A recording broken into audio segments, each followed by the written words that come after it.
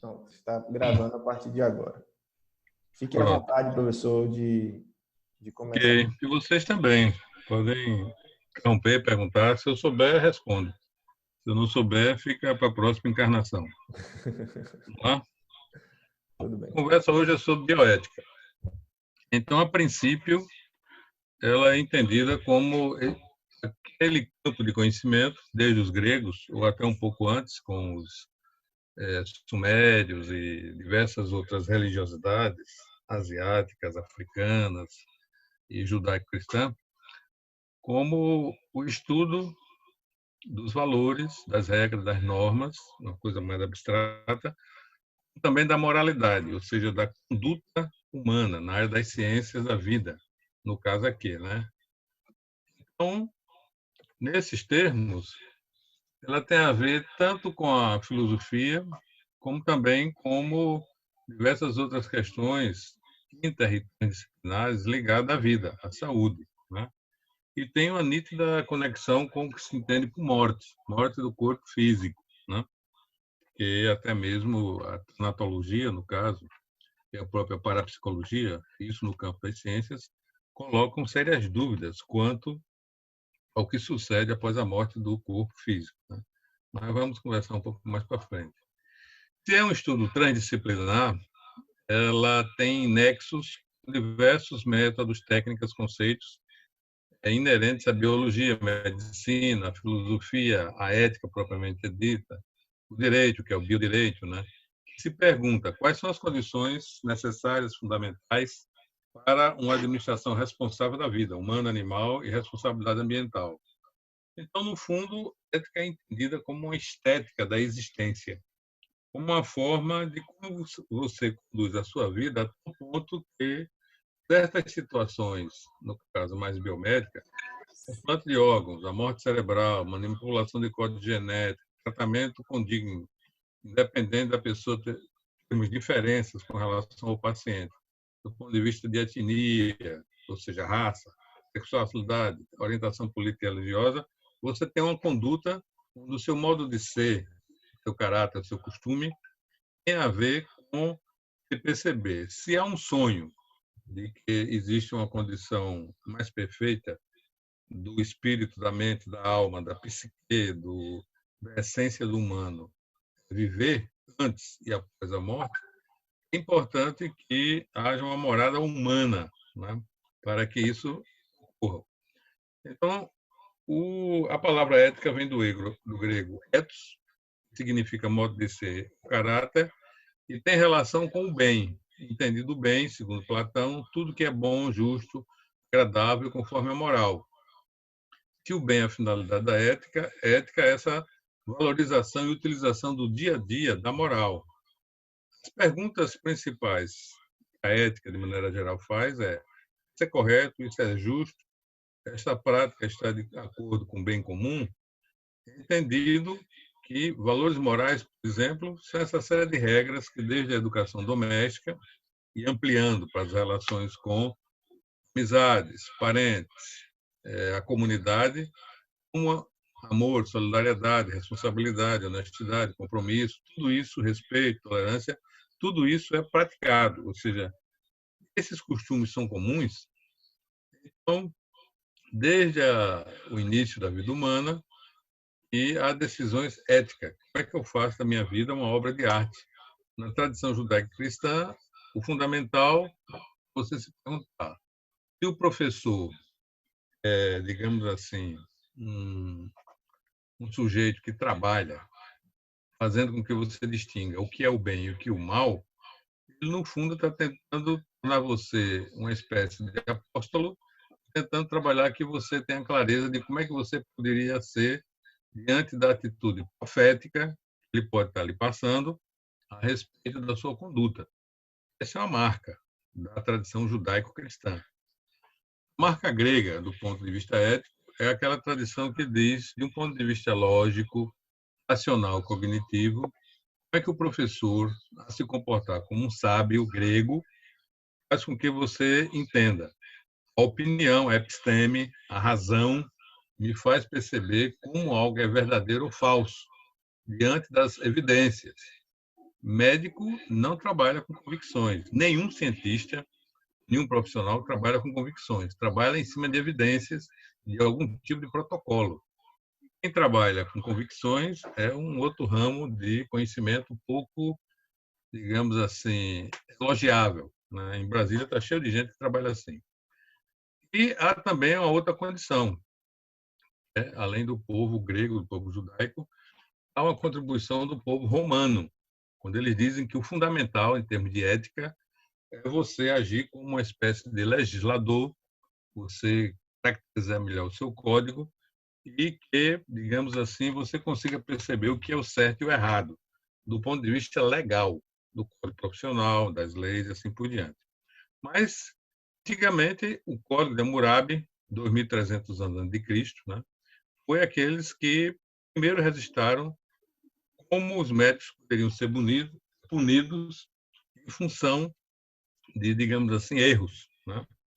Olha bem, estou falando de 2.300 anos antes de Cristo. E a ética se subdivide em pelo menos algumas coisas, como, por exemplo, a ciência dos deveres, né, onde há uma teorização a respeito de quais escolhas são moralmente necessárias, proibidas ou permitidas, e de que maneira também se refere a um conjunto de regras de condutas, né? Ou seja, deveres que têm relação com uma profissão, ou seja, provavelmente vocês vão ter componentes curriculares, matéria, disciplinas com relação à ética médica. Voltando à nossa conversa anterior, se ética relacionada com ethos, com comportamento, de um lado é o sistema moral particular de uma pessoa, grupo e religião. Eu creio, acredito, eu acho, eu penso, ou como vocês adolescentes costumam dizer, ó, é tipo assim. No nosso grupo a gente trabalha dessa maneira. Na nossa classe a gente trabalha dessa forma. E classifica o comportamento como bom ou ruim, certo ou errado, aceitável, inaceitável, ou seja, bons modos ou não, é resultado da vida da sociedade. Então, a rigor, de um ponto de vista romano, da tradição romana, a nossa educação tem muito a ver com o que aconteceu ali no Mediterrâneo, com as interações entre Roma, Grécia e, digamos assim, a Judéia, né, do ponto de vista de cultura. Mas todas essas três tradições derivam de uma forte influência africana do Egito negro, do Egito antigo, e da concepção de verdade. Mas isso é outra conversa para outro tempo, né? A partir disso que a prática do bem envolve, primeiro, respeito às leis da polis. Por exemplo, na concepção judaica, do Velho Testamento, principalmente, você tinha os 10 mandamentos, Moisés, e a intenção de que o bem você fazer e cumprir os 10 mandamentos. E os sujeitos que assim agiam são sujeitos heterônimos, sujeitos que têm que ter alguém com a ferramenta na mão, dizendo, olha, se não fizer assim, o pau vai comer no pé da sua orelha, tá? Você tem que respeitar as leis. E isso leva a uma prática exterior ética, farisaica, onde o que vale é todo um certo ritual, toda uma aparência. Por outro lado, no Novo Testamento, no Evangelho de Cristo, existe apenas uma única regra, e o sujeito tem autonomia para praticar essa regra. Ama ao Deus do teu coração como o próximo a ti mesmo. O valor é saber amar, ou aprender a amar. E a moral é faça ao outro o que gostaria que ele fizesse. E morreu por aí. E não é uma questão de coerção, é uma questão de como aplico isso na minha vida pessoal, profissional. Todos esses aspectos têm a ver com a mentalidade grega. Veio de uma concepção também africana, egípcia, de como se educa alguém para a vida, formação integral. Então, essas regras, esses ensinamentos morais aos indivíduos, as orientações ao juízo de decisões, principalmente com Sócrates, com a maêutica e outras técnicas de como raciocinar, são as que transmitem valores acerca do bem e do mal, do justo e do injusto, ou seja, um elemento fundamental para você saber entrar em alguns acordos, clareza e evitar que essa reflexão tenha a ver com a ação e a tensão imensa entre direitos e deveres, tá? E muitas das vezes a gente briga e luta pelos nossos direitos e silencia com relação ao cumprimento dos nossos deveres. No campo médico, foi a partir de Hipócrates, que criou o corpo de uma doutrina que levou a medicina à categoria de ciência, descartando algumas coisas de magia e curanderismo, onde se quisesse impor o princípio ético da beneficência, fazer o bem e não causar dano a ninguém e nem a qualidade de vida de alguém. Então, nesses termos aqui, é que a gente vai, digamos, tentar ter clareza que de lá para cá, e mesmo na época medieval, não houve um grande progresso, apenas se pautavam nos gregos, as doenças, as pestes e epidemias da Idade Média eram vistas como uma espécie de castigo divino, só a partir do Renascimento, né, de lá para cá, quando as universidades começaram a surgir, para transmitir conhecimento e não para criar. E essa escola médica de Salerno, Itália, com o trabalho de Vesalho, foi que se conseguiu avançar muito, onde a igreja tinha um dogma de proibir fazer qualquer tipo de abertura do corpo humano, dissecação e tal. E a medicina naquela época era uma disciplina mais de olhar coisas externas. Quando ela entrou e foi permitido liberar as dissecações internamente, foi que houve uma série de avanços. Inclusive, há muitos textos e ilustrações de Leonardo da Vinci sobre isso. Na época do Iluminismo, aí uma série de revoltas científicas libertando das imposições medievais, concomitante, um pouco mais na frente, com a Revolução Francesa e Americana, teve início esse movimento eugênico, né, de avançar na experimentação, onde a principal pancada, a dor que a humanidade sofreu, explícita, houve outras muito sérias, o genocídio de judeus, as experiências médicas em nome da ciência, principalmente Sigmund Rascher e Mendele, onde o Mendele chegava a fazer esse tipo de coisa apavorante nos campos de concentração nazista. Injetava sangue de gêmeos um no outro, dissecava os gêmeos vivos. Tá? De 3.000 pessoas que ele fez isso, só 160 teriam sobrevivido. Uma série de transplantes de pessoas, e algumas cobaias, ele também trocava os olhos de irmãos gêmeos. Então, diante dessas atrocidades que eu não vou continuar falando, porque é um assunto muito, não só desgastante, mas inoperante, né? Em Nuremberg, todas essas atrocidades, depois do fim da Segunda Guerra, foram julgadas no Tribunal de Nuremberg, o regime nazista e aqueles que foram presos e aqueles que foram responsabilizados por isso justificaram os seus atos desse tipo, dizendo que a investigação científica era decorrente de ordens superiores, ou seja, como se os oficiais apenas obedecessem aos seus generais, etc. E tal. Naquela época, chegou ao cúmulo da IBM patrocinar cartões, né, e ter um sistema praticamente ainda meio tosco de processamento de informações, entre aspas, computadorizado, para se ter um controle a respeito de todos os que estavam nos campos de concentração. Um outro elemento-chave é que os indivíduos estudados, eles diziam, estavam condenados à morte, então já não eram mais considerados pessoas dignas de respeito. E que a aquisição dos conhecimentos científicos deveria predominar sobre o direito daquelas pessoas à vida.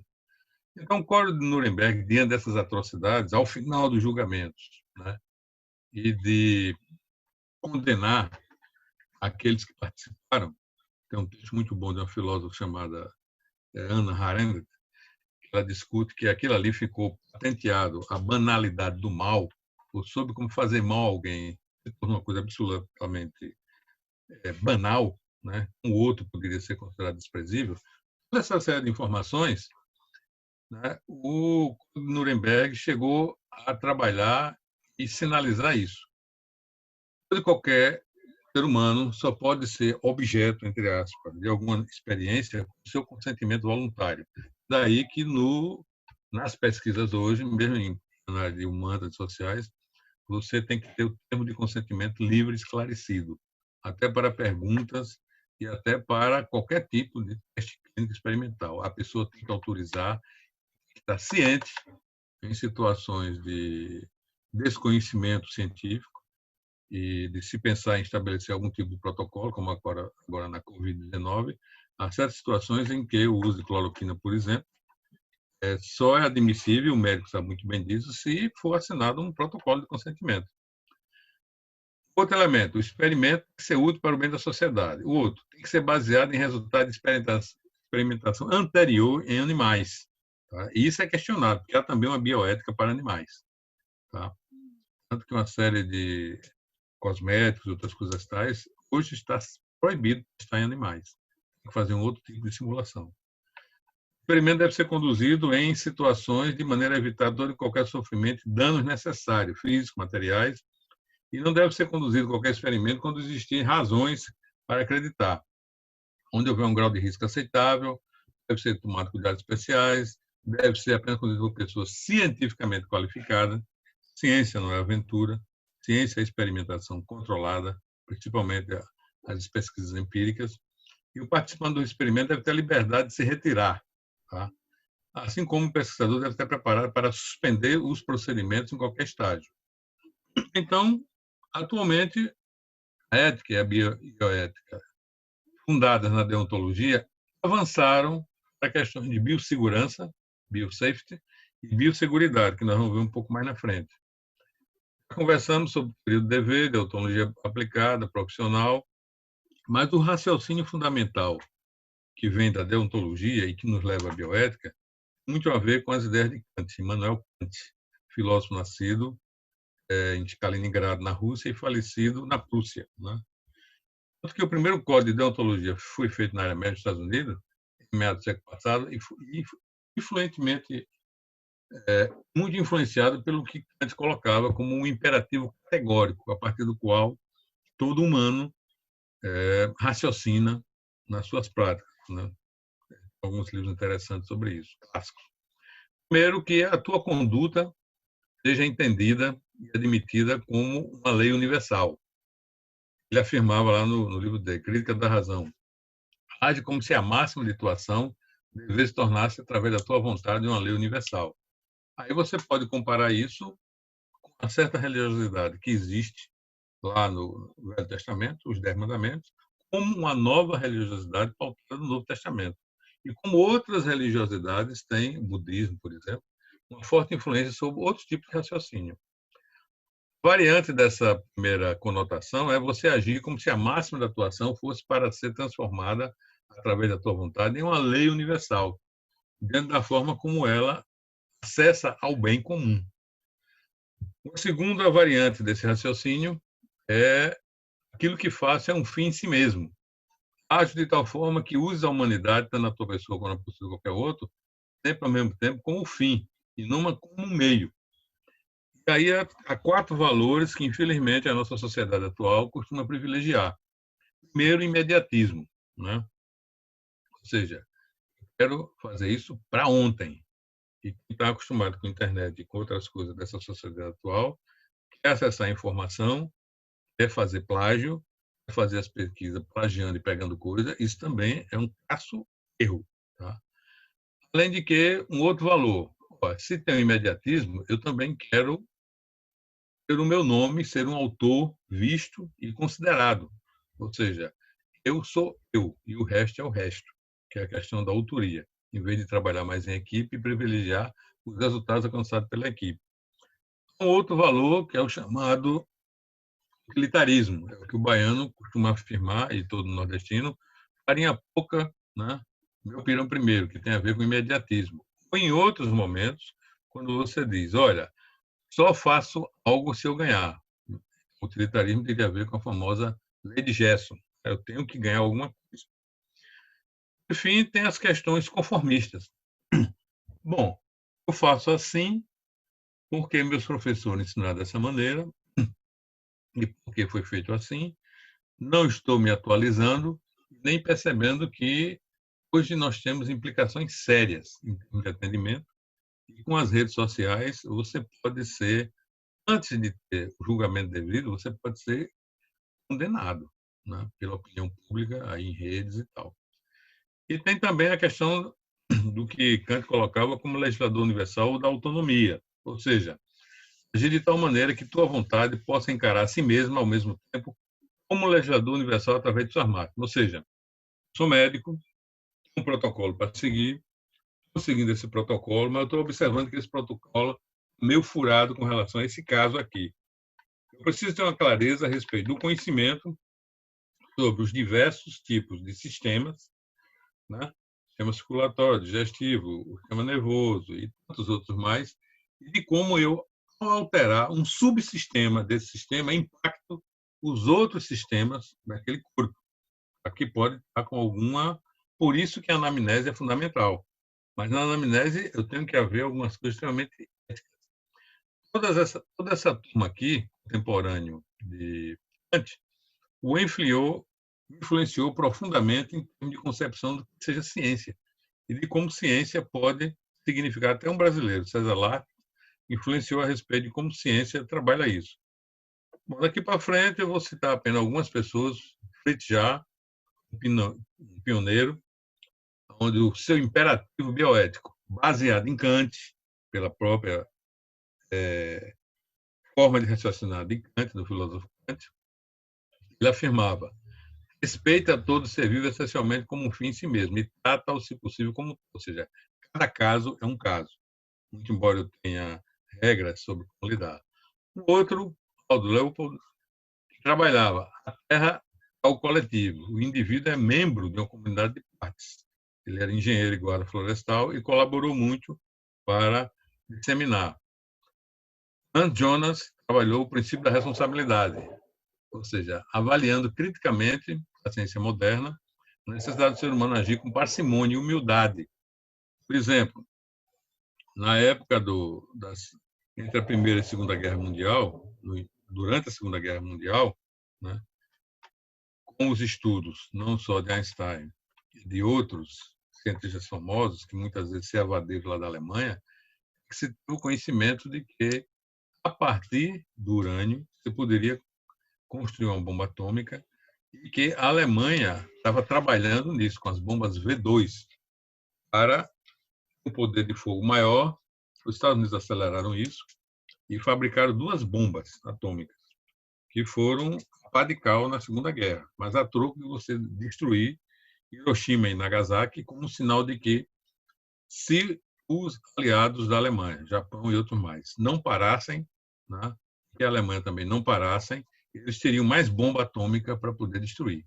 Então, esse princípio da responsabilidade significa como uma série de cientistas na época escreveram cartas, alguns contra, outros a favor, para que essa escalada atômica não chegasse à bomba. Mas Einstein foi um deles, né? Esse outro pioneiro aqui, André Hellegers, ele trabalhou muito e introduziu bioética com um sentido distinto. O de ética biomédica enquanto ética das ciências da vida. Refletir sobre as questões humanas, como lidar com o humano, porque um humano não é apenas um corpo. Desde Descartes se sabe que há o cogito, ou seja, hoje a gente pode entender isso para algumas religiões como alma, espírito, para algumas neurofisiologias como mente, ou como psique, no caso da psicologia, ou como algo que existe em nós que não é apenas corpo. E aí tem elementos da psicossomática, que tem uma forte ligação com ética. A minha palavra como médico, o que eu digo como médico, pode se constituir em um tipo de remédio. A dosagem dessa palavra, a diferença entre remédio, né, e veneno, é o tom com que eu lido, a forma como eu trato aquele meu paciente. Se eu trato de uma maneira muito fria, não gera algum tipo de confiança. Se eu trato de uma maneira bastante afetuosa, vou acabar gerando um tipo de dependência. Então, é muito mais uma arte, né? Um outro, Albert Schweitzer, que trabalhou muito lá nas regiões africanas, em atendimento clínico a diversos nativos, escreveu um livro muito interessante, mas ele tem uma forte conexão com o chamado cristianismo, ou seja, admitia que no trato médico, ele como médico, como missionário, havia 2 espécies de ingenuidade. Um ainda que não percebeu todos os problemas e não bateu todas as portas do conhecimento para tentar resolver aquele problema. E há uma outra ingenuidade, que é aquela que tem a ver com a filosofia. Ele, tendo olhado de dentro dos problemas e procurado orientação, chegou à conclusão que não podemos explicar nada, mas temos que seguir as convicções, cujo valor, e acrescentaria, valor moral, nos fazem falar de maneira irresistível, tá? Que é a seguinte situação limite hoje da Covid. Você, entre um idoso, entre um jovem, entre alguém pobre, desfavorecido, e você praticamente com poucos leitos, quem você decide iniciar e ser acolhido em um dado hospital. Tá? Ou seja, isso é o que a gente chama hoje da biopolítica, uma discussão sobre como o Estado regula o acesso, a depender do SUS, na sua gestão até certo ponto caótica, mas sem ele seria muito pior. Né? E de como o Estado, a partir disso aí, por uma questão de classe, desigualdade social, gera diversas políticas públicas que hoje atualmente na área das ciências sociais e humanas e da ética e da bioética são chamadas de necropolíticas, ou seja, quem são os humanos que têm prioridade em viver e quem são aqueles que pode ser deixado morrer, como o outro diz, né? Não, é só uma gripezinha, não de qualquer maneira vai todo mundo morrer, ou seja lá o que for. Mas um pioneiro forte que criou o bioético como uma forma de enfatizar dois componentes importantes para uma nova sabedoria. A partir de como o conhecimento biológico sobre a vida e uma série de valores humanos, eles podem estar articulados para a gente trabalhar melhor com uma certa distinção. Tem uma tese de doutorado de 1940 de um grande médico, também filósofo francês, Georges Canguilhem, onde ele afirmava que é fundamental clareza sobre o que se entende por normal e patológico. Normal não é aquilo que estatisticamente é o mais frequente e nem aquilo que é mais comum aceito pelos costumes. Normal significa aquilo que é funcional. Então, se um corpo, se uma pessoa está disfuncional, ela está numa condição patológica. E aí, o livro dele está traduzido, trabalhei muito com esse livro lá com o pessoal da área da saúde ambiental, lá na UESC, no Prodema, e essas distinções são importantes para um médico situar. Tá? A bioética, ainda segundo Potter, foi formulada e posta em circulação em 71, no livro dele, Bioética, uma ponte para o futuro. Tá? E, de lá para cá, o Congresso americano criou, em 74, essa Comissão Nacional para a Proteção dos Seres Humanos, da Pesquisa Bioética e Comportamental, baseada em 4 princípios: a beneficência, atenção aos riscos e benefícios, uma coisa individual; a não maleficência, que é uma coisa mais para cada um, a vida não é prejudicial de alguns, nem depende de tempo, de duração, de lugar; e os outros 2 princípios são mais coletivos. O médico é responsável pelas consequências de seus atos. O médico também é responsável pela equidade quando é o sujeito da experimentação. Então, não é por eu ser médico que conheço certas coisas que eu devo me automedicar, por exemplo. Tá? Ou que eu devo liberar certas coisas sem uma avaliação precisa. Né? A partir disso aí, segundo John Hart Jr., professor de medicina, né, do Colégio de Medicina da Rice University, ele trabalha a bioética como uma lógica do pluralismo, ou seja, uma situação em que muitas vezes será necessário, ao se trabalhar um certo protocolo com relação a uma disfunção, a uma patologia, se possa dialogar com vários médicos com diferentes especialidades. E aí é necessário você saber que risco você está correndo em tomar uma decisão sozinho. Porque melhor que você possa ser um clínico geral, é importante que todo bom médico tenha essa forte base de ter a visão do sistema do corpo, das interações, um cuidado muito grande na anamnese, que é uma coisa estrita e específica para aquele paciente, tem que ser uma coisa sigilosa, bem fundada, para que esse pluralismo possa ser exercitado. Então, Beauchamp foi quem trabalhou muito esses 4 princípios na prática clínica, tentando desenvolver, junto com outros franceses aqui, tá?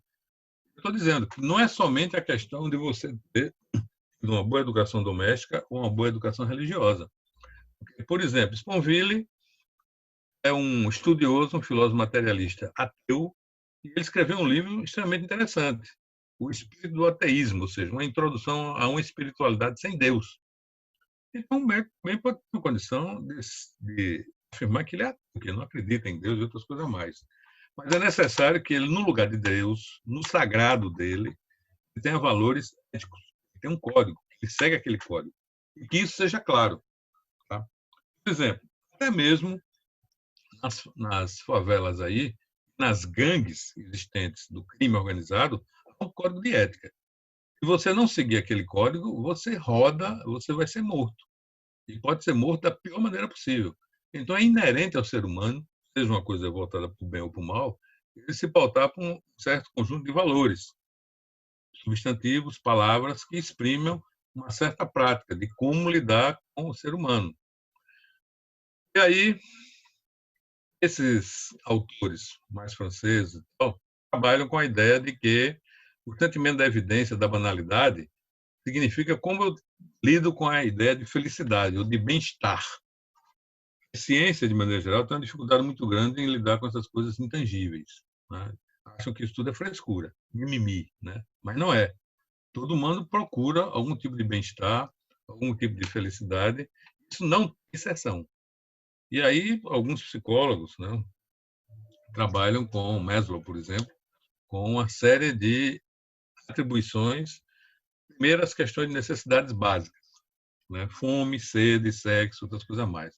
Depois, outras necessidades ligadas a você ter pessoas, companheirismo, amizade. E depois, outras mais intangíveis. Lá no final, você teria uma espécie de pirâmide onde a sua realização pessoal seria algo o mais importante. Waters foi quem trabalhou nesse sentido, né? Assim como Peter Seeger, com a conexão com a possibilidade dos efeitos da religião, ou das crenças religiosas, ou de valores, ou de práticas mais espiritualistas, ou de práticas ligadas à meditação, ajudassem na prática médica. Mas aí vocês podem dizer, mas professor, o senhor está falando dos gringos, só tem bioética lá nos gringos, franceses, Europa e tal. Eu digo, tem, mas tem aqui também. Por exemplo, no UNB, você tem o decano Volney Garrafa, né, professor titular, que trabalhou muito com bioética, só que ele faz uma análise mais social. Ele analisa a escravidão, tanto passada como atual, ao chamado biomercado, e critica a saúde e mostra novos rumos morais. Um livro onde diz como diferentes formas de viver e de morrer das pessoas na globalização significam a submissão a uma série de processos econômicos. Né? Outras pessoas, né, como a Débora Diniz, a Diz Guilhem, que publicou esse livrinho aí, O que é Bioética, da editora Brasiliense, coleção Primeiros Passos, que é um dos livros mais simples de introdutórios. Então, uma série de informações aqui, e eu faço questão, muitas vezes, de para os meus discentes e para as pessoas interessadas, sempre listar material em inglês. Né? E futuramente nós vamos ter que aprender mandarim e listar material de produção científica em mandarim. Porque em língua inglesa você tem uma produção científica ao redor de 30 a um pouco mais da percentagem de pesquisas publicadas em inglês no mundo.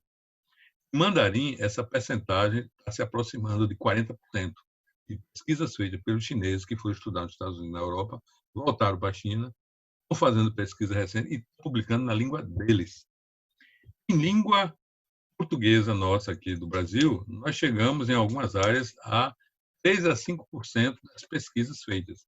Então, se eu quero estar atualizado em pesquisa, eu tenho que ler, no mínimo, em inglês. Eu tenho que ter uma leitura em inglês. E, futuramente, eu vou ter que aprender mandarim, para poder ler em mandarim, porque pode ser que eles estejam mais avançados, investiram mais com a decisão política lá do país dele. É por isso que, às vezes, alguns alunos acham que é besteira, bobagem, é muita frescura acadêmica você aprender uma outra língua. Não é, não. Você quer estar atualizado, tem que estar ligado a isso. Um outro elemento chave da bioética é a relação dela com biotecnologia e biogenética, ou seja, movimento, processo, ou seja, como essa ponte para o futuro tem a ver com elementos em que, ao mexer com essas situações, né, a professora Eliane, que já foi reitora lá da UFBA, ela também publicou um livro fundamental sobre as questões de aborto, ela é geneticista e bioeticista, sobre o direito de vir a ser após o nascimento, ou seja, do ponto de vista médico, há uma discussão a respeito de quando inicia a vida, né? Essa, segundo Clotet, nessa visão, educar para a liberdade, de como é possível os problemas da medicina e da ciência biológica, né, ao checarem, há situações que são extremamente controversas. Por exemplo, o povo judaico, né, salvo engano meu, vida só existe a partir de uma quantidade de meses a partir do qual aquela criança está na barriga da mãe, né? Outros que dizem, não, vida passa a acontecer e tem que ser respeitada, não pode haver aborto, porque o óvulo se transformou em ovo, em zigoto. E ali, tá entendendo? Se você cair em algum tipo de aborto, seja por qual razão for, você está cometendo um crime. Deve haver atenuantes com relação a isso, né? Então, a discussão nesse sentido, o Goldin, na época eu estava fazendo meu mestrado lá na URGS, ele estava fazendo o mestrado dele também na Faculdade de Educação, assisti até algumas apresentações dele e de outros, né?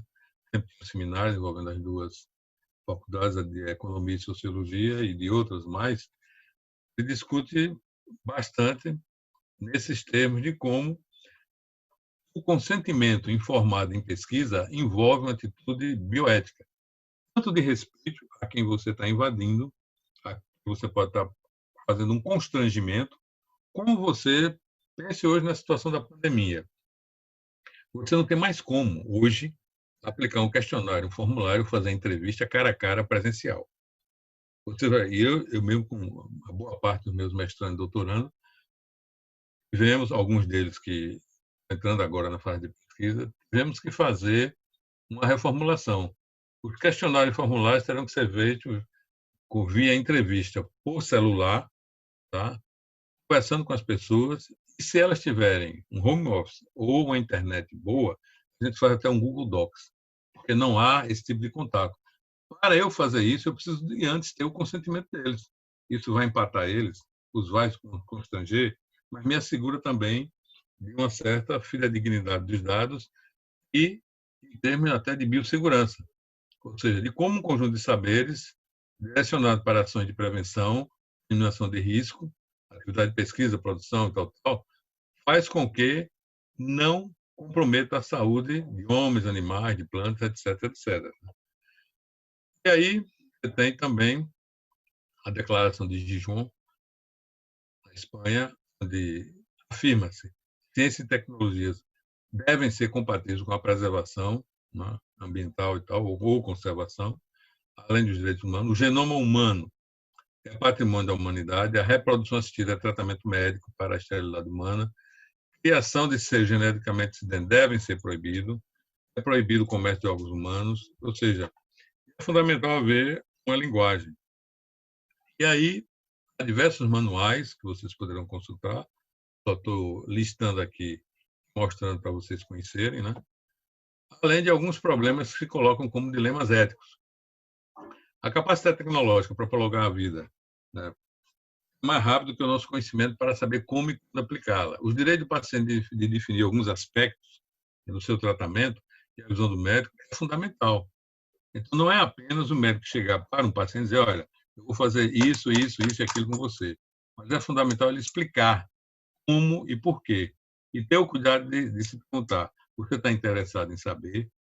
Você tem ideia, estatisticamente, de quantos sobrevivem a isso? Porque tem paciente que nem quer saber. Não, doutor, estou nas suas mãos. Eu sei que o senhor não é Deus, mas não quero saber, não. Eu venho aqui me internar, quero ser curado e tal. Mas outros, como eu, por exemplo, pode saber detalhes. Sim, vai fazer o quê? Por quê? Quais são as alternativas? Qual é a estatística com relação? Isso pode ser uma raridade, mas vocês poderão encontrar pacientes desse tipo. Tá? Existência na prática clínica de pressões para reduzir custos. Isso é crucial. Né? Uma pressão violenta em dizer, não, não tem condição, não dá para saber. Né? Aí a gente vai para uma discussão sobre o Sistema Único de Saúde, o SUS, aqui. Como é que em outros países, que quem não tiver recurso, não tiver grana, não tiver um plano de saúde caro, vai rodar na hora em que tiver algum problema de saúde sério. Não só em termos de acesso, como também em termos de pagamento. E aí exige uma certa ética em como lidar com esse paciente. A tendência atual de levar para o público os resultados, pois, por exemplo, os resultados com relação à Covid, em termos de vacinas, de tratamentos, até onde eu sei, pela imprensa e também por alguns dos meus parentes familiares, boa parte da minha família, irmã e primo, são médicos, em troca muita informação, e a própria internet hoje afirma mais ou menos isso. Temos mais de 169 pesquisas sobre a Covid. Dessas, em torno de 15 são pesquisas ligadas a vacinas, das quais 5 são promissoras, mas que precisamos de pelo menos um ano e meio, para clinicamente dizer que é possível abrir, né, e ser divulgado, ou ser vendido, ou seja lá o que for. Um investimento pesado nisso. A própria Fundação Bill Gates está gastando horrores para um certo tipo de vacina para torná-las públicas para países de terceiro mundo, segundo ele, nas últimas entrevistas que deu. E ele foi o único, há 5 anos atrás, a afirmar claramente que os problemas do nosso planeta não eram tanto a questão ambiental, nem as guerras, mas as pandemias, e que quando elas viessem, elas vinham para desestruturar não só a economia, como a vida das pessoas. E eu não sei que tipo de avaliação, de prospecção ele fez, mas pela quantidade de dados e capacidade dele e de outros, essas previsões acabaram chegando. Ele está prevendo outras coisas bem mais piores aí. Então, às vezes, essas informações são levadas a público e você faz uma apologia à hidroxicloroquina, à ivermectina, você faz uma apologia a uma série de medicamentos que você ainda não passou por testes. Então, ciência, hoje em dia, segundo Feynman, Richard Feynman, um físico famoso americano, contemporâneo de Einstein, ele dizia: ciência não lida em afirmar se alguma coisa é verdadeira ou não.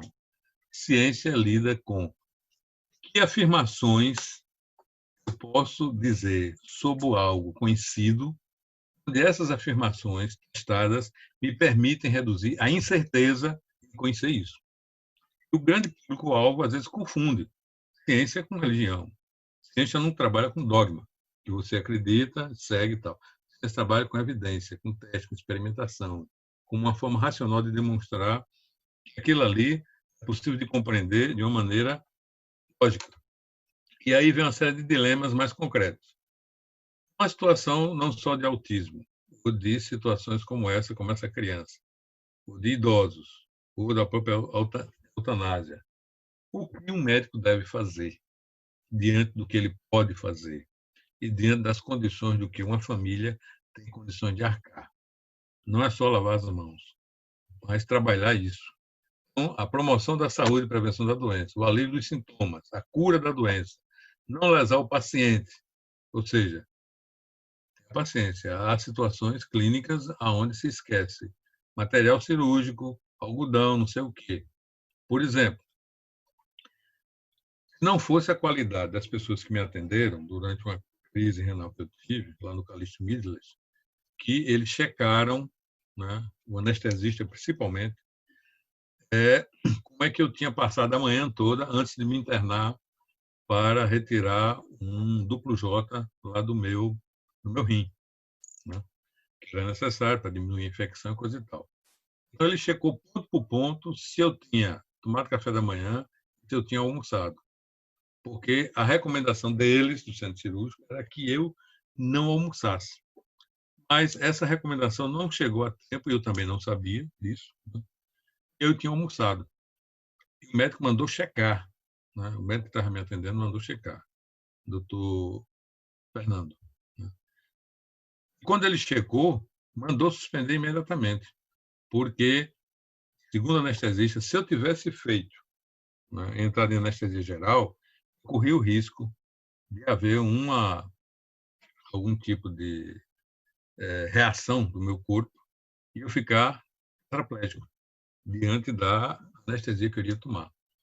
Então, é necessário um rigor muito grande com relação ao protocolo, mas se perguntar como essa pessoa tem acesso a esse protocolo, a esse cuidado, independente da condição técnica, de que raça ela for, de orientação sexual, se ele é criminoso ou não, ou seja, ali é uma vida. Tá? Para levar isso em consideração, a gente vê casos aberrantes de gente, médicos, desejando a morte de fulano e cicrano, porque não compactua com a orientação ou política, ou ideológica, ou religiosa, de quem quer que seja. Há também a questão de confidencialidade da anamnese, do protocolo médico, dos registros, uma certa certeza, que eu diria que essa certeza é qual é a redução da incerteza que eu tenho no conhecimento a respeito de que aquela pessoa tem aquela, digamos assim, condição, para se perguntar qual é o prognóstico de sobrevida, segundo as estatísticas. Qual é a capacidade e competência de que o paciente diga, não, eu quero, estou vendo que eu estou sofrendo muito com esse tratamento, eu quero ficar em casa, eu quero morrer em casa. Essa decisão pode ser dele, pode não ser do médico, mas ele tem que autorizar a que isso fique claro que a decisão foi dele, formalmente. E o médico tem que ter essa ética em lidar com isso e conversar com ele. E tem as questões mais específicas, o princípio do respeito à vida do feto, a prematuridade, o que fazer, em situações de malformação congênita, antes do nascimento e após, como lidar e como tratar e acompanhar, a questão do aborto, que é considerado um crime, se não houver outro meio de salvar a gestante, ou se for de natureza moral, pelo menos estava colocado há um tempo assim, né? As controvérsias a respeito da clonagem, né? E de como essa discussão toda, que tem muito elemento técnico que eu não saberia discutir com vocês aqui, apenas são informações bem mais superficiais, a possibilidade de utilizar órgãos humanos clonados em transplantes, a comercialização de vidas humanas, lembrem-se do filme Matrix, tá? E como células-troncos, são aquelas com capacidade de auto-renovação, podem ser utilizadas ou não, mas a que preço? Polêmica sobre o aspecto ético para transplante em seres humanos, é considerado legal com relação à destruição de embrião em vários países, e no Brasil, encontra sob júdice, ou seja, sob análise. A polêmica, isso é uma coisa delicadíssima, entre a Igreja Católica, algumas igrejas evangélicas e tal, intelectuais, sobre o consenso. Quando começa a vida? Quem teria o direito de interromper uma vida? Sob que condições? Aí vem a discussão. Eu, como médico, estou considerado que o normal, ou seja, o funcional, seria isso. O patológico, ou seja, o disfuncional, está acontecendo assim. Qual é a minha capacidade de decidir sobre como sair dessa disfuncionalidade para uma funcionalidade dos sistemas daquele corpo? As questões mais institucionais, de críticas, né? Há um Código Internacional de Ética Médica, que caberia vocês conhecerem e se situarem, que o médico não deve permitir que motivo de lucro influencie o seu exercício. Dinheiro é bom? É. Mas se você tem uma consciência tranquila a respeito do que você faz, sendo remunerado, é muito melhor. Tá? Ou seja, o médico deve respeitar e se perguntar. A questão central da bioética, a pergunta central é como devo reagir em relação às outras vidas? Se na minha vida eu estou agindo daquela forma. Um homem ético tem a ver com uma espécie de convivência harmoniosa, consciente de suas responsabilidades, em termos de capacidade de reflexão da existência do outro, saber trabalhar uma série de sentimentos, vontades, desejos, né, que são extremamente delicados para serem trabalhados, e de como é possível ou você ter uma atitude ética passiva, que é um perigo, quando uma pessoa deixa se governar por impulsos, inclinações e paixões, onde, pelo acaso, uma sorte, opiniões alheias, medo e vontade dos outros, não trabalha a sua própria autonomia e a sua consciência. E há também a atitude ética ativa, pessoa que se conheceu mais, se trabalhou mais, sabe melhor avaliar a sua conduta. Ou seja, é fundamental ter clareza em que o que é que eu quero na minha futura prática médica? O que é que eu posso fazer diante do que os diagnósticos, prognósticos, a anamnese, os protocolos me dizem? O que é que eu devo fazer para aquele caso? E isso tem muito mais de arte do que de ciência. Ciência vocês estão aprendendo em termos do que é que eu posso fazer. Tá? O que eu quero, muito subordinado às condições limitadas da infraestrutura. Agora, o que eu devo, Aí é uma questão de política, não só institucional, pessoal, mas política pública também. É onde é que eu me situo, onde é que eu tenho como me regular. Nem tudo que eu quero eu posso, nem tudo que eu posso eu devo, e nem tudo que eu devo eu quero. Então, é um dilema, não é nem um dilema. Né? Por fim, há aspectos educacionais muito fortes.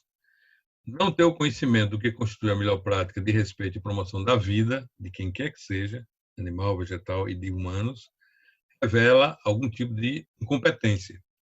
Proporcionar isso com um alto nível de conhecimento, ter um baita currículo, uma baita atualização e me esforçar para ser um excelente profissional. Aí vem uma questão ética. Até que ponto os elementos de educação hoje, na situação da pandemia, aulas práticas, via educação remota, levam em conta isso. O nível de qualidade de ensino, o nível de competência que se pode esperar de qualquer tipo de curso de medicina.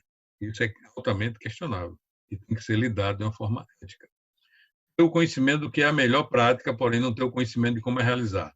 Bom, isso tem a ver com a questão de inexperiência. Nisso, o curso de vocês, como o da UESC e de outros tantos que são baseados em problema, né? PBL, eles têm uma grande vantagem. Forçam vocês a se tornarem autodidatas. Forçam vocês a entrar em contato com a realidade. Currículos tradicionais de qualquer tipo de profissão, quando alguém passa por eles, vai precisar de 3 a 4 anos para se ambientar no campo de trabalho ou naquelas questões ligadas à prática profissional, qualquer que seja. E no caso de vocês, quando vocês trabalham com um problema, com a resolução de um problema, vocês já entram quente, às vezes até fervendo no mercado de trabalho. Porque já passou por situações simuladas, discutidas de como acesso à informação, ou seja, a competência, trabalhar a sua experiência, como é que outros casos parecidos foram resolvidos, e tem a seguinte situação. Bom, se eu reduzir a incompetência, se eu reduzir a inexperiência com o currículo PBL, e, a despeito disso, eu continuo sendo um cara meio desligado e sem cuidado com o outro, então isso é falta de ética. E aí é necessário que ou eu vou aprender pela dor de ter causado muitas dores a outras pessoas, até receber alguns processos no meio da cara, por incompetência médica, por erro médico, né? Ou então eu vou aprender me doando, fazendo e apaixonando cada vez mais pela profissão que eu tenho. Né? Então, a rigor, Smith trabalha bem isso, e há mais ou menos antes de minha filha nascer, na década de 90, nós, lá da UESC, junto com o pessoal do Departamento de Economia, demos um curso de especialização em cooperativismo. E eu fiquei responsável pela parte do componente ligado à ética médica e biomédica. E foi uma experiência muito boa. Eu não sei se é karma, mas de vez em quando eu me encontro com os médicos para discutir essas coisas, sabe? Então deve ser algum tipo de auxílio mútuo, né? Não só em termos de utilizar isso para algumas coisas e utilizar isso para outras coisas, né? Bom, a conversa inicial era essa. Perguntas, dúvidas, estou aqui para tentar E aí, ou pessoal? responder ou adiar lá para frente. E aí, pessoal, alguma dúvida? Algo que vocês queiram acrescentar? Podem também utilizar do momento para fazer algum tipo de posicionamento aí sobre a capacitação, né? Sobre esse momento aí de bate-papo, essa troca de experiência com o grande professor Milton, Dr. Milton, que é o pai de nossa colega Flora e nosso amigo aí, professor, que sempre está auxiliando, sempre está contribuindo com a ciência. Alguém deseja? O microfone fica aberto aí. Eu tenho a pergunta. Pois não. Professor Milton, primeiro eu queria parabenizar o senhor pela palestra. Coloca o seu vídeo, Yuri, Peraí, um segundo. por favor. Porque quando a gente trabalha com online, a gente tem uma situação muito ruim, Sim, que não é enxergar a comunicação não verbal. Então, de repente, eu estou falando para as paredes, sem ver a reação das pessoas, sem interagir. No presencial, eu estou olho no olho e observando. Pelo que eu estou falando, pode interromper, pode ir, pode não ir. Mas quando eu estou online ou em trabalho remoto, eu fico supondo que o que eu estou dizendo o povo está entendendo. Se o povo ficou calado, das duas, uma. Ninguém não entendeu nada, ou todo mundo entendeu tudo, que é impossível, né? Mas vamos lá, diga aí. Minha dúvida é que o senhor, em determinado momento, falou que na prática médica, né, a gente tem que agir não por convicção, né, mas por evidência. E aí eu Sim. queria saber, né, num momento como esse, onde a gente praticamente não tem evidência, né, as evidências elas não apontam para nenhum tratamento em relação à Covid-19, né, como é que o médico deve agir nesse momento, se as evidências elas estão falhas? Olha, a nossa tradição científica se baseia muito na tradição cultural grega, que é você distinguir o verdadeiro do falso. De lá para cá, isso foi acrescido o aspecto legal romano, o certo e o errado. E aí vem a questão ética, que é muito da tradição judaica, que é o bem e o mal. Então, na tradição grega, eu só posso ter clareza de que eu não estou no campo da, digamos, da opinião, do senso comum. Eu acho, parece, tem jeito que fulano de tal tomou cloroquina e ficou bom, vírgula. Ficou bom em que condições? Quantas pessoas? Como é que foi feita a anamnese? Como é que foi aplicado isso? Ela pode até funcionar, segundo os depoimentos e alguns testes, em situações extremas. Para quem já está entubado há 2, 3 meses, ela pode funcionar bem junto com outros medicamentos. Mas no início, tá? E como prevenção, não. Então, se não há clareza de um tratamento, se não há clareza de uma vacina ou de um medicamento, uma coisa que os gregos faziam distinção. Uma coisa é a doxa, doxai, opinião, senso comum. Eu acho, parece que o Flamengo vai se ferrar nesse campeonato. Tá? Estava até brincando com o Thomas aqui, namorado de Flora. Tá? Porque olha o plantel do Flamengo. Olha a grana que investiram. O Flamengo rendeu um jogo. Qual era a previsão que eu tinha? A previsão é que, não, o Flamengo vai passar por cima e tal. O Fluminense botou o sangue no olho e foi para cima. No primeiro tempo jogou muito melhor. Aí você disse, eu como técnico, como torcedor, eu não posso me basear só no que eu acho, sinto e penso. Eu, como médico, não posso dizer, não, eu vou tomar cloroquina porque alguém falou e disse. Não, eu tenho que me basear em quê? Houve teste, houve experimentação. Qual foi a percentagem de pessoas geneticamente diferenciadas, de diferentes etnias, que responderam bem a esse tratamento? Se não há, eu tenho que me basear em uma coisa que é diferente do que os gregos chamavam de episteme. Doxa é a opinião, o senso comum, tá? Que às vezes há um certo bom senso no senso comum. Eu acho, parece que é tipo assim, mas pode ter um raciocínio razoavelmente de bom senso. Vou testar esse nível de bom senso que há nesse raciocínio, tá? A minha avó dizia, se você comer manga com leite, você vai ter problema, viu? E tem uma lenda urbana a respeito disso. Mas isso é correto? Depende. Depende da pessoa, depende do estado lá do estômago daquela pessoa, processo digestivo, sei lá o quê. Então, quando eu vou para o campo da episteme, de um raciocínio fundado em razões mais claras, porque houve algum tipo de comprovação. Eu tenho provas. Na área das humanas, eu posso ter provas documentais, posso ter provas a partir das falas das pessoas, mas na área das ciências naturais e medicina, eu tenho que ter provas clínicas. Houve teste duplo cego, uma turma tomou placebo e a outra tomou remédio, tomou veneno. Eu cruzei as informações e posso dizer para o médico, olha, se você seguir esse protocolo, há uma probabilidade de 90%, 80% de que as pessoas sejam curadas e tratadas. Não existe em ciência probabilidade de 100%, porque você está trabalhando com humanos, você é pesquisador humano, e a depender da sua crença, você não é Deus. Tá? Você trabalha com redução de incertezas. A ciência trabalha com isso.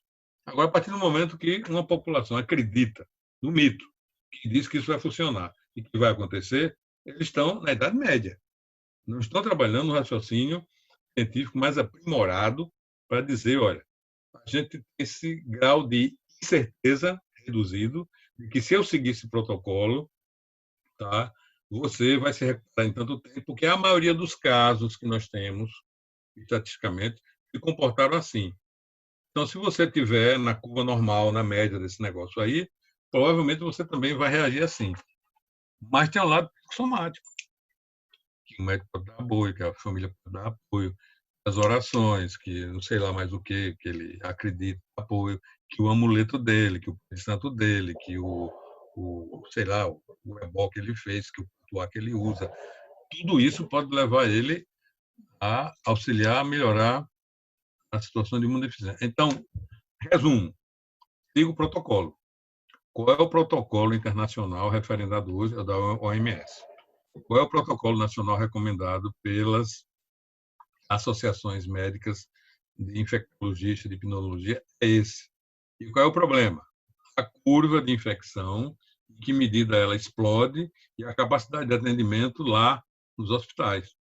Se não houver isso, né, e se não há um trabalho de convencimento da população, nós estamos ferrados, vamos viver de ciclos pandêmicos frequentes. Né?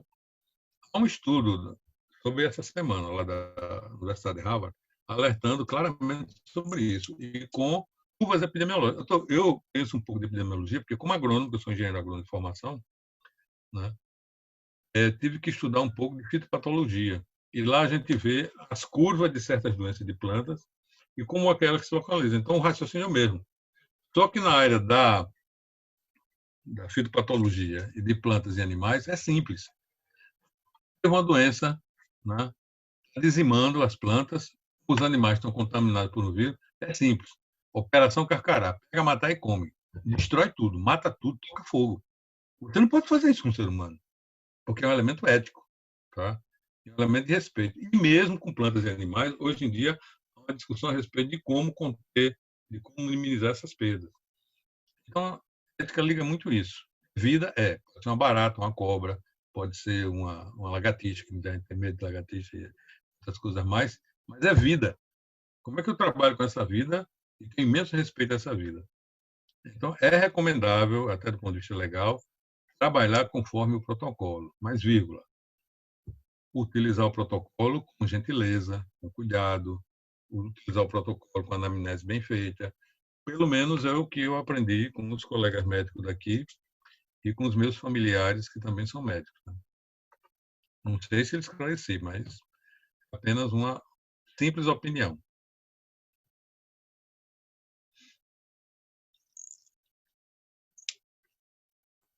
Alguém mais? Mais alguma dúvida, gente? Eu vou perguntar de novo. Opa. Se alguém for fazer pergunta, pode ir. Yuri, eu vou fazer uma pergunta. Eu também tenho uma. O professor, o senhor até falou sobre a epidemiologia aí, né? A gente vê que os estudos clínicos randomizados, né, eles vão separar as pessoas em dois grupos, né? Um que vai receber intervenção e outro que não vai receber intervenção, né? E aí eu estava refletindo, né, sobre isso, né? Se essa intervenção ela pode causar, né? Ela tem a possibilidade de causar um bem à pessoa. Não seria antiético você deixar de dar essa intervenção para o grupo controle, no caso? Você está na incerteza. Coincidência, eu preciso reduzir a incerteza. Por exemplo, quando eu trabalho com laboratórios, né, e laboratório de biotecnologia, química, de ABA4, biofísica, bioquímica, eu tenho que saber muito claramente quais são quais são as especificações daqueles materiais, para dizer a calibração daquele material, ou seja, eu preciso calibrar o procedimento ou as dosagens do que a gente está sabendo para diferentes populações.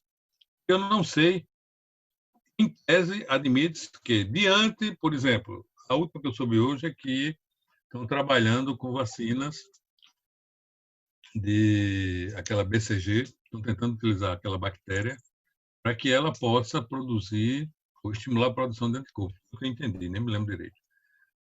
Porque isso já deu certo com outros vírus. Tá? Eu disse, não, eu vou utilizar mais o RNA mitocondrial de não sei o que, não sei o que.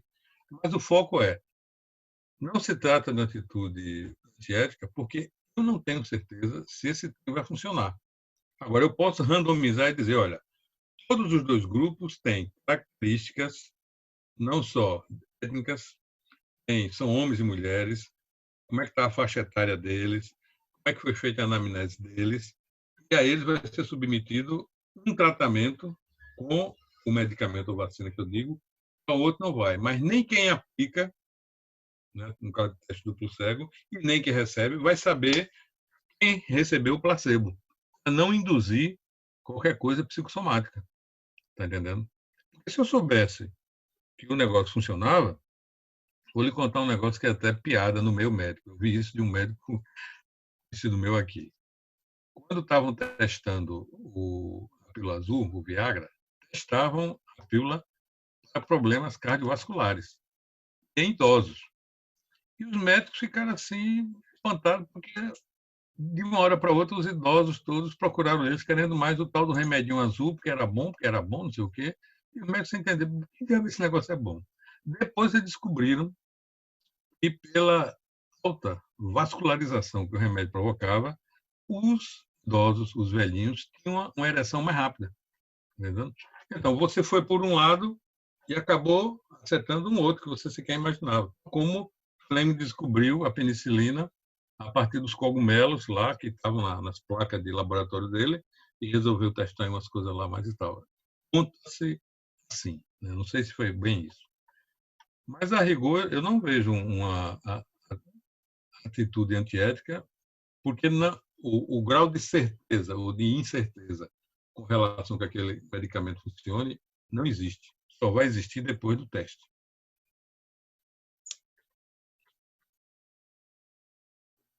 Caio ou Yali ia fazer pergunta? E Alice, você quer fazer? Eu faço. Pode fazer, Caio, logo.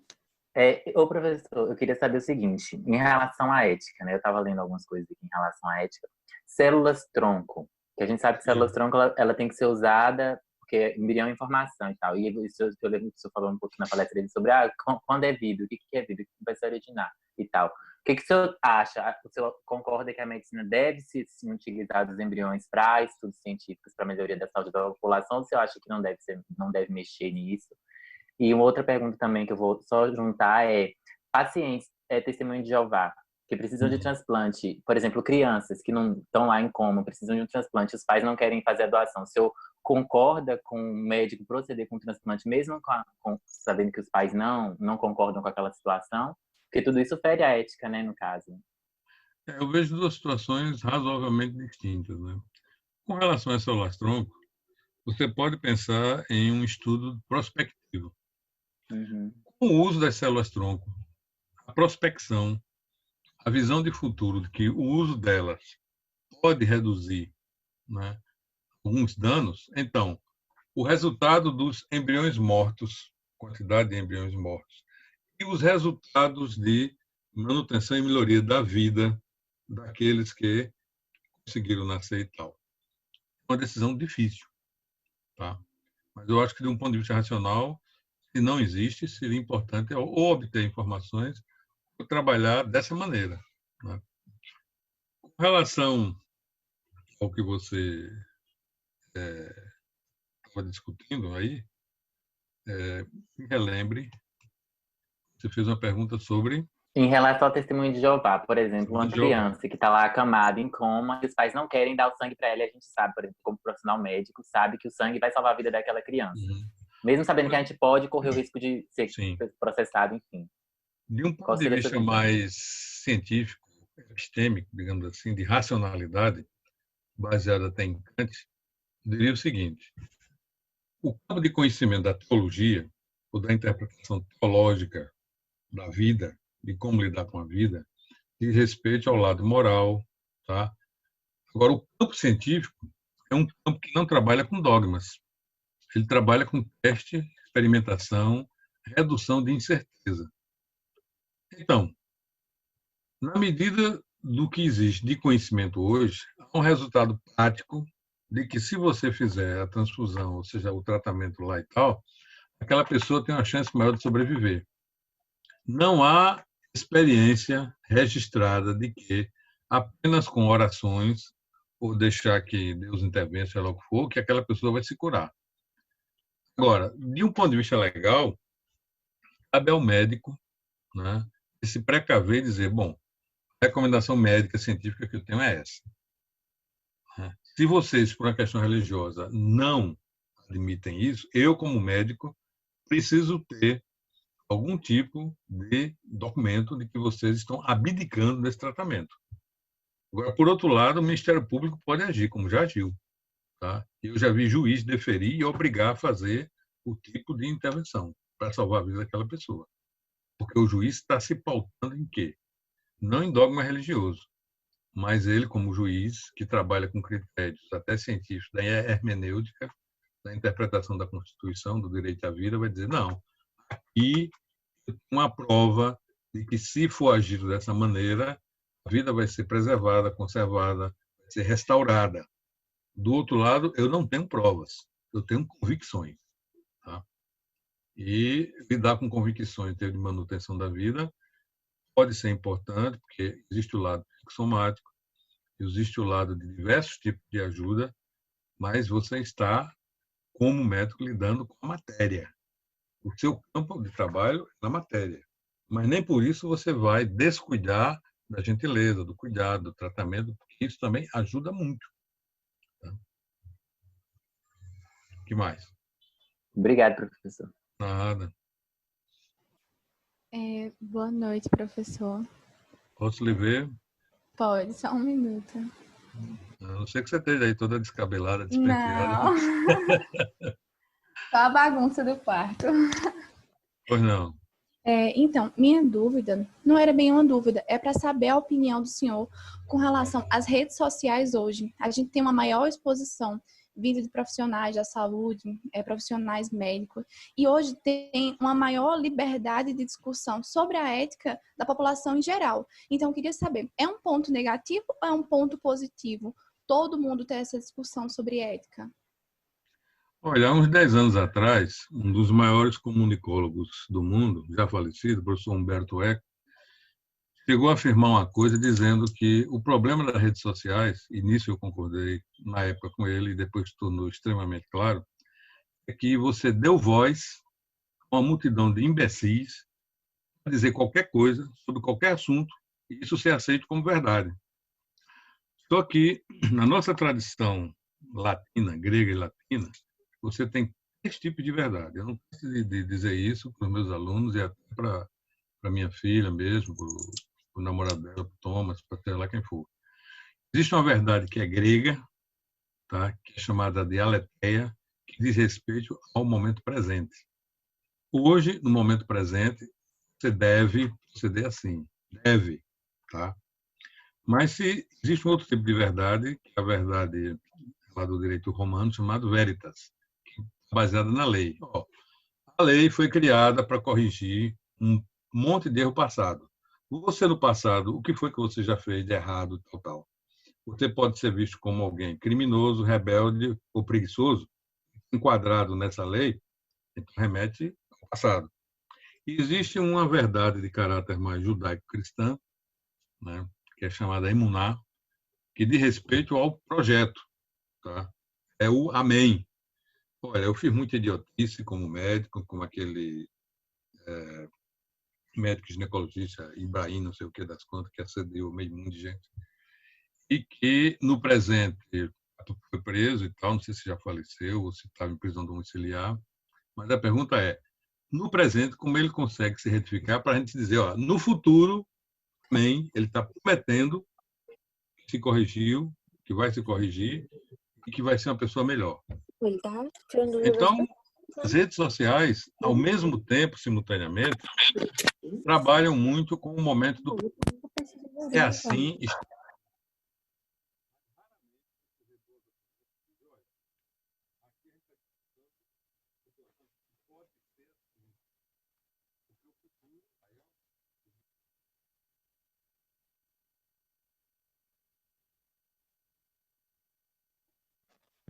Professor, seu microfone está mutado, viu? Acho que agora desmutou. Não. Não estamos ouvindo ainda não. Não. Não tá mutado, mas não tá saindo som.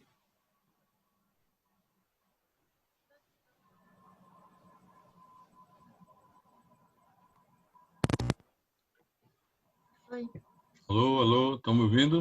Pronto. Agora sim, professor. Então, esses três tipos de verdades, né, a grega, a romana e a judaica, elas derivam de uma concepção de verdade egípcia chamada Ma'at, onde para os egípcios, há mais de 5.000 anos antes de Cristo, ou aproximadamente 2.000 anos, eles trabalhavam com a concepção de que o conhecimento tem que ser aplicado como projeto de vida, que é uma verdade mais de caráter africano, né? É o trabalho que normalmente se faz em templos, em escolas de iniciação e coisas mais. Então, nas redes sociais, o que é que acontece? Fulaninho bombou, fulaninho arrasou, fulaninho, nem sei mais como é que é o termo que você diz, estraçalhou, ou seja, ele foi, deu um up lá, ou qualquer coisa nesse sentido. Aí você diz, sim, mas fulaninho jogou uma notícia, ou fez uma afirmação, ou está plagiando alguma coisa, ou está jogando muito fake news. Como é que um médico pode ter esse cuidado, que tudo se tornou um grande Big Brother, dele postar certas coisas, né? Porque é avaliado, o seu currículo hoje é avaliado em termos do que se faz e se posta. Instagram, Twitter, Facebook, seja lá o que for. Eu tenho amigos na inteligência da polícia aqui que eles conseguiram prender muita gente só rastreando Facebook e Instagram. Como é que o camarada estava com tanta riqueza e tanta coisa e aquilo virou prova. E para alguns juízes, você postar no Facebook num relacionamento sério, isso é equivalente a você estar dando certificado de união estável com alguém. Então, é muito diferente. Então, é importante ter, penso eu, esse cuidado em não só postar coisas que você tenha um grau de incerteza o menor possível a respeito se aquilo é uma verdade que tem relação com o passado e você tem comprovações, evidências, aquilo é uma verdade que diz respeito a um fato acontecido hoje, agora, no presente, você tem provas e evidências de que realmente consiste, ou você está falando de uma possível projeção de um possível cenário lá no futuro, né? De estudos e tal. Por exemplo, em alguns grupos de zap que eu estou, a gente tem um quebra-pau grande, porque tem alguns bolsominions que defendiam com os dentes a coisa da cloroquina. Aí nós fomos pegar estudos do London College, estudos não sei o quê, né, da Organização Mundial de Saúde, mostrando uma série de evidências que não era assim.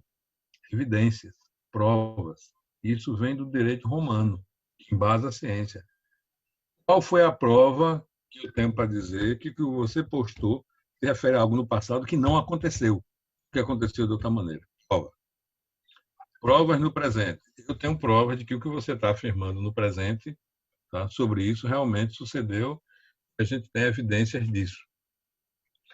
Provas com relação ao futuro. Amém. Ó, diante das condições atuais, diante das informações atuais, da anamnese feita e dos protocolos, o passado está me dizendo que uma série de pacientes se comportaram assim, assim, assim. A maioria teve esse prognóstico satisfatório. Logo, no presente, vai se acompanhar, porque no futuro, as evidências passadas indicam que essa redução de incerteza, essa verdade, provavelmente, se alguma coisa regular, tá? Uma coisa que sucede, tem padrões de regularidade, deverá acontecer novamente, salvo alguma coisa externa a esse modelo que a gente está dizendo. Está entendendo? Então, todo cuidado é pouco. Vocês têm a seguinte clareza.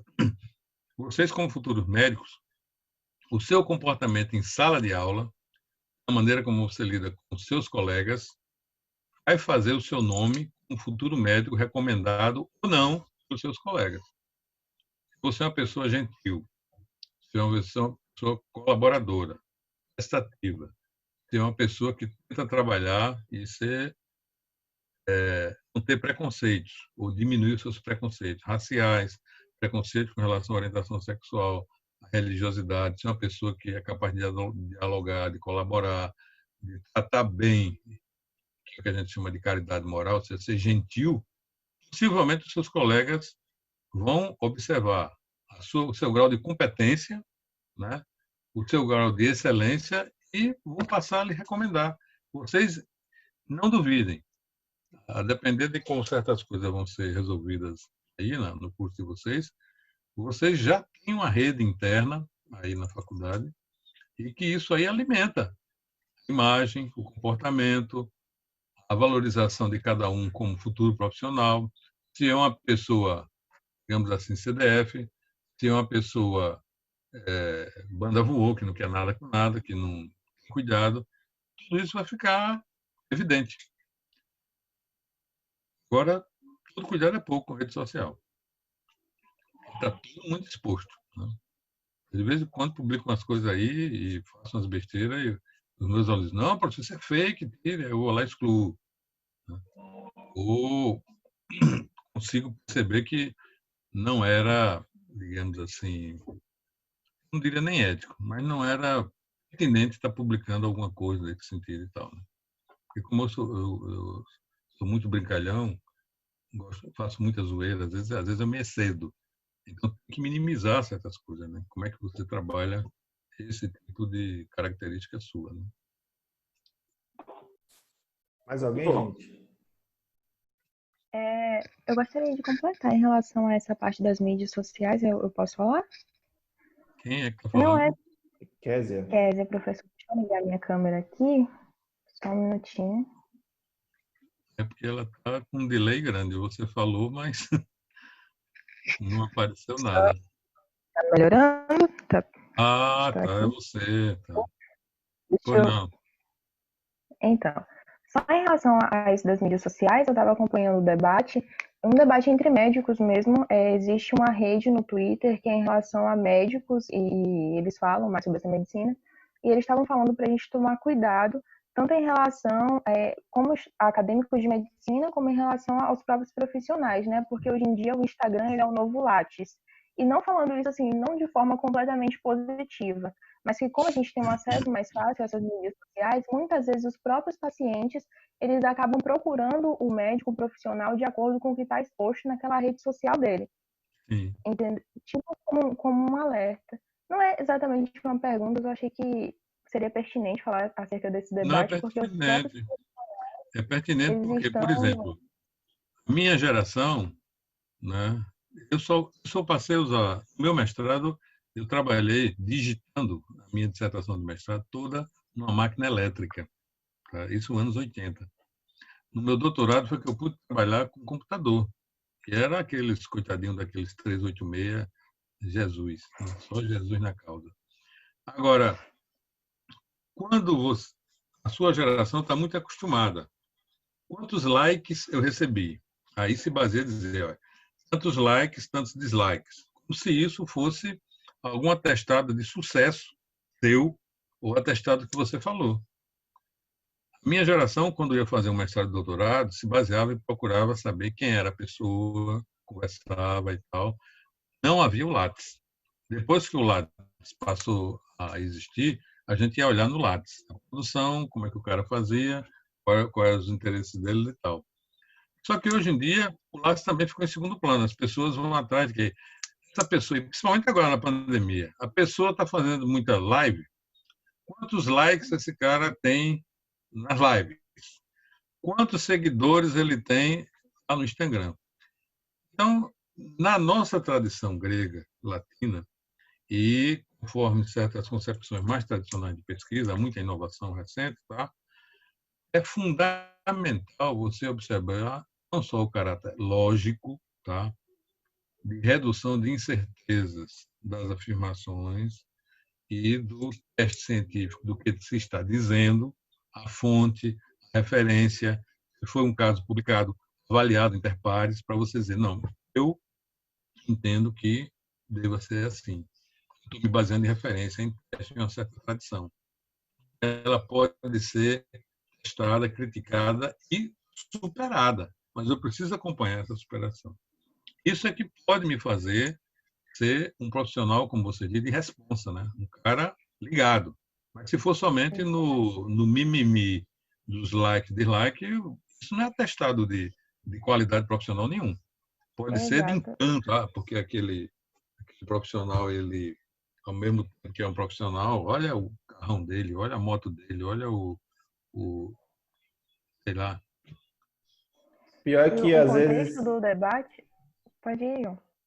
Pode ir, Jânio. pior que às vezes a pessoa se torna autoridade de certo para qualquer tipo de assunto porque ele é popular na rede social, né? Isso é um perigo.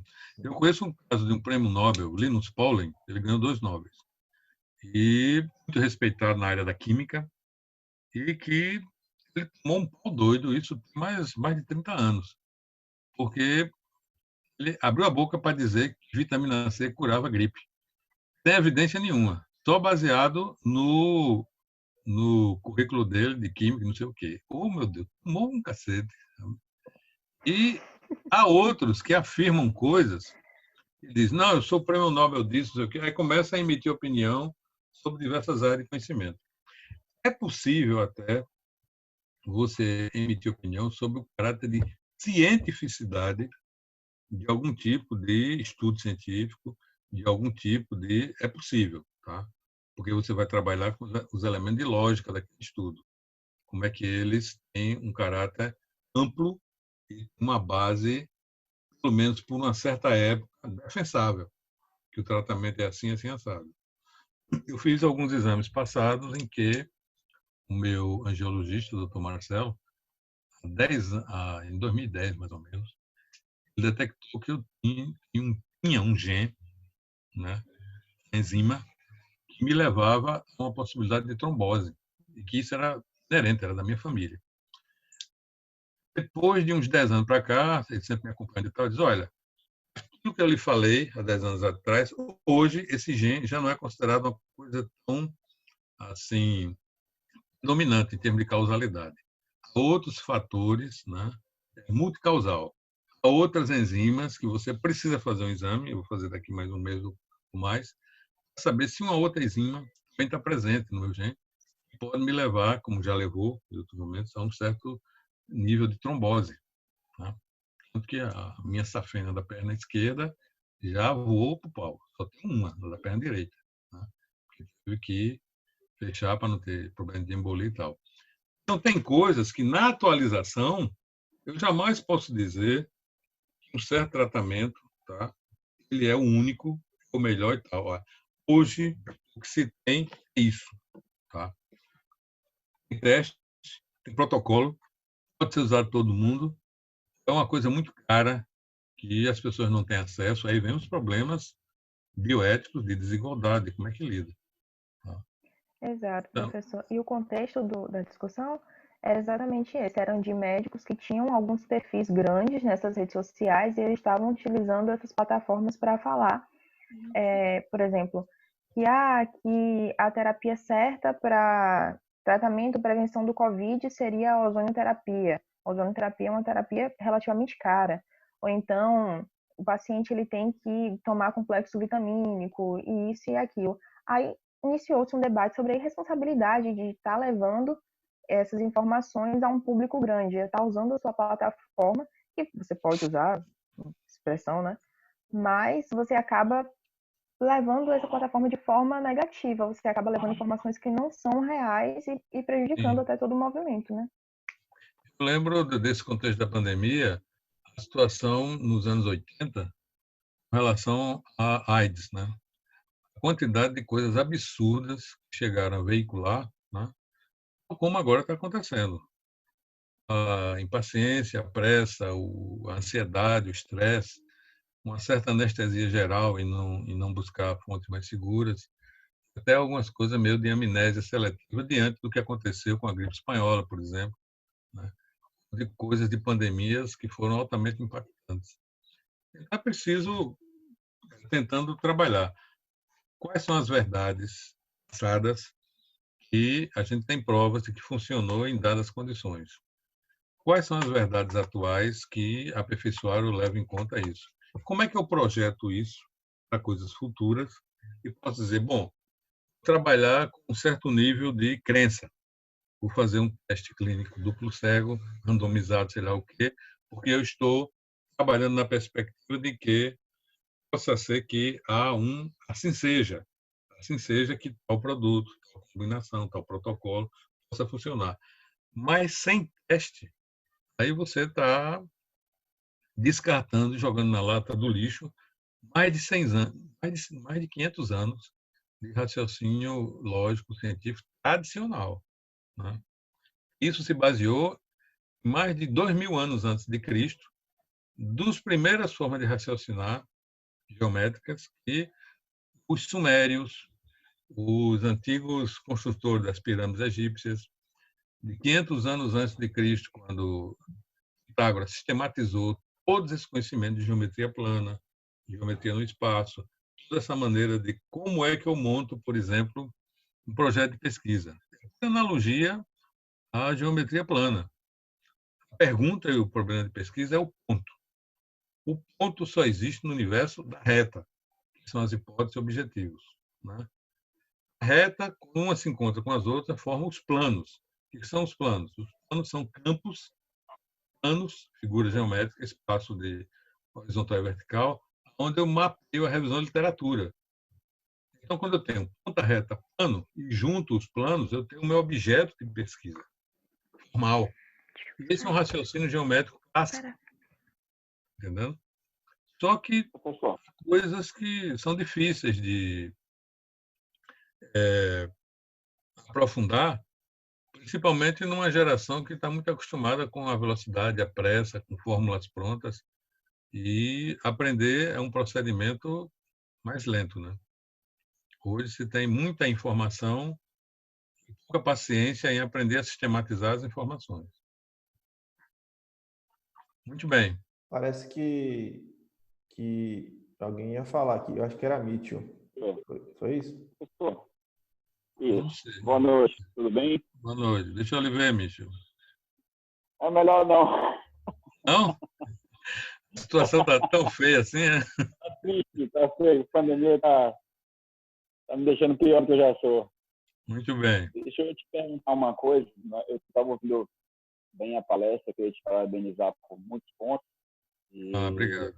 falou um pouco sobre rede social, a questão da velocidade de informação de rede social, a forma de inserção de informação que ela, por ser massificada, se torna verdade, os processamentos políticos, a atuação médica, o caráter de excepcionalidade da informação, o tempo que se gera para que possa ter uma informação fidedigna. Eu queria perguntar o seguinte: eu vi um tempo atrás uma série de ataques totalmente desproporcional a um gênio da medicina nacional, a doutora Anishi Yamaguchi. Sim. Inclusive, apelidos criados, né, de caráter político, caráter de maldade, né, seja de Petralha, seja de Bolsonaro, seja de Japinhas, uma série de incongruências humanísticas que aconteceram com uma média de tão grande relevância no nosso país. E isso fica sem defesa, né? Inclusive, um dos médicos que estavam atacando ela, né, em um viés totalmente político-ideológico, foi desmascarado com o tempo, mas a praga ficou e a mancha das nomenclaturas ficaram. O que você acha em relação à punição a essa falta de ética e moral em relação ao tratamento que se dá às pessoas que, pela velocidade do que como as coisas aconteceram, não houve tempo para que pudesse se provar alguma coisa, mas houve evidência de melhores com determinadas atitudes. Então, o que você acha da atitude de médicos ou de outros profissionais de nível superior na questão ética de apelidá-la seja por um lado, seja por outro, que acho que não vale a pena citar aqui, mas será que nós somos vendidos à falta de ética com essa velocidade de informação que existe na rede social? Veja bem, o Conselho Regional de Medicina, até onde sei, e o próprio Código de Ética Médica, ele pode ser acionado por quem se sentir prejudicado, né? O próprio Ministério Público, diante de algumas evidências de que um dado pronunciamento, comportamento ou recomendação médica ou um ato médico ele foi feito de maneira incorreta, isso pode levar a um processo.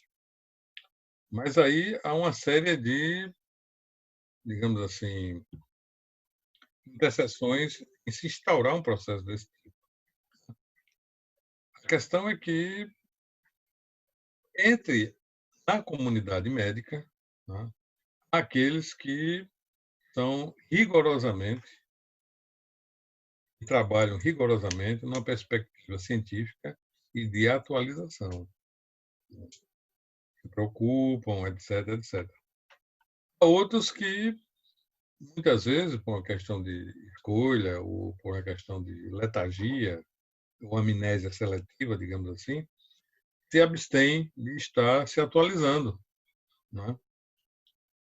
Algumas coisas que eu conversei com o meu geologista e cardiologista também, doutor Marcelo, há 10 anos atrás, e de lá para cá ele vem me acompanhando, simplesmente caducaram em virtude de novas experiências, novas recomendações, novos protocolos em utilizar certos medicamentos e assim por diante. Então, é lamentável, né, que ela tenha tido essas atitudes e que se tente justificar algum tipo de escolha por forma de raciocinar que não estão baseadas em provas, em evidências, estão baseadas em convicções, suposições ou informações que não têm um respaldo estatístico, não têm um respaldo de teste, né? Porque, por exemplo, uma coisa é a vacina para a Covid e para grupo de risco, idosos e tal. Outra coisa é essa vacina para outros grupos que possam ter antecedentes com diabetes, com coisas cardiológicas, né? Só uma anamnese precisa vai revelar que tipo de protocolo deve se proceder, que tipo de mudança alimentar, que tipo de... porque conforme vocês estão, pouco a pouco, estudando, há certos remédios, né? Falando de uma maneira muito genérica, mas da minha experiência de vida até, que você não pode tomar concomitantemente. Você tem que ter horário, tem que estar ou em jejum, ou tem que estar antes das refeições. Quer dizer, há uma série de condições para que algo possa ser customizado, possa ser melhor, uma sintonia fina, para aquele caso clínico. Porque se não houvesse isso, não precisaria de médico, não precisaria de professor. Tá? O professor trabalha com um plano, trabalha com uma ementa, com um certo conteúdo.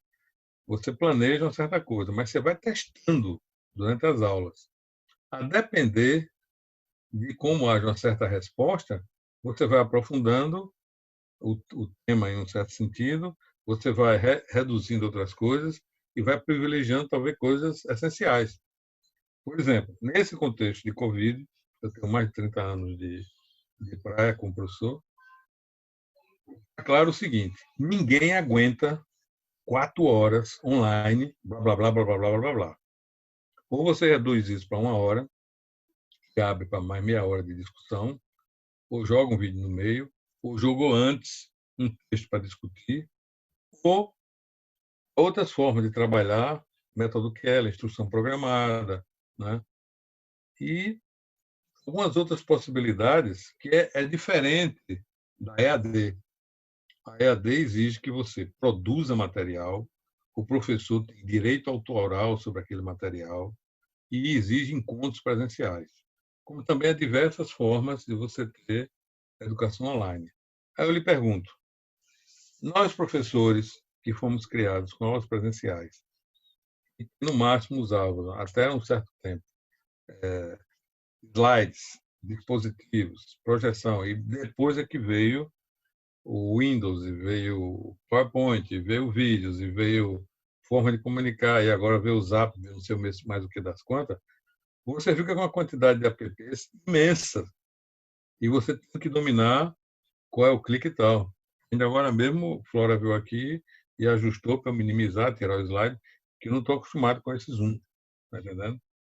Eu uso outros app, o Google Meetings, por exemplo. Quem trabalha com outro lá na UFSB, que é a web conferência. Mas a carga de informação é grande. E, no caso dessa médica, a carga de informação das pesquisas e o direcionamento está se pautando em reduzir o tempo baseado em experiências anteriores de sucesso, tradicionais, e de como isso se aplica à Covid. Mas há elementos de política pública, isolamento, prevenção, uma briga feia com relação à questão da economia, que tem a sua razão de ser, mas a dúvida é sempre essa. Tá? Vai abrir, abriu. E aí nós teremos pessoas, teremos renda para que as pessoas façam suas compras, vou ter que ter outro tipo de disciplina. Por exemplo, na China, que eles têm um medo danado do governo chinês, quando o governo chinês diz uma coisa, ele sabe que se não cumprir, vai para a cadeia e é capaz de morrer lá. Então, quando o governo chinês monta um isolamento e fecha, e diz que não é para ninguém sair, o pessoal bate continência e vai para dentro de casa. Porque eles têm uma senhora tradição de respeito, não só à autoridade, mas o que está sendo implementado. Na Europa e na América, a questão cultural é outra. Existe uma norma, ou a pessoa tem um grau de autonomia ou de liberdade para cumprir ou não aquela norma. Mas ele vai ser responsabilizado pelo que ele fizer com relação ao coletivo. Então, é outro contexto cultural.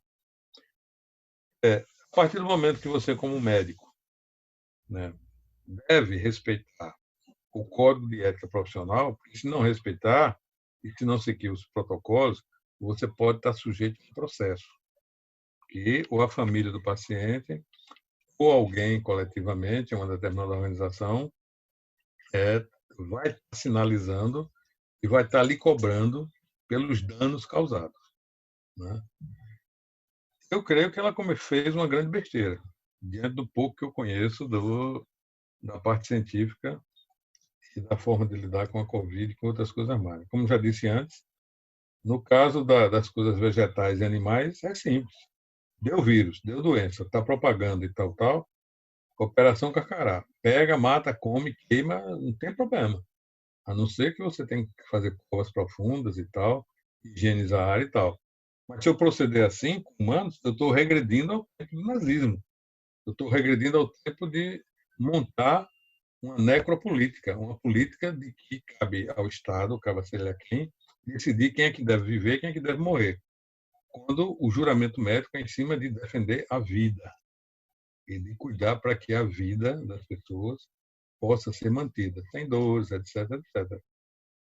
Agora, para fazer isso, eu tenho que rebolar, tenho que ter um baita conhecimento médico, tenho que adquirir uma boa experiência para que a parte ética eu consiga fazer com uma qualidade e com um cuidado, que o exemplo maior talvez seja, como o pessoal aqui da Bahia diz, a residência médica lá no hospital lá da Irmã Dulce.